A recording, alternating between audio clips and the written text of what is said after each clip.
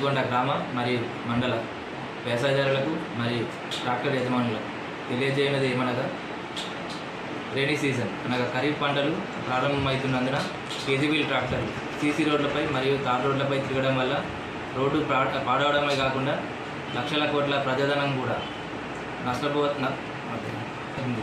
కావున వ్యవసాయదారులు మరియు ట్రాక్టర్ యజమానులు ఇట్టి విషయాన్ని గమనించి కేజీబీల్ ట్రాక్టర్లని పట్టీలు లేకుండా రోడ్డుపై నడపవద్దని మనది. ఒకవేళ నడిపినచో చట్టరీత్యా తగు చర్యలు ఒకవేళ రోడ్డుపైన కేజీబీల్ ట్రాక్టర్లు పట్టీలు లేకుండా నడిపినచో చట్టరీత్యా తగు చర్యలు తీసుకోబడింది.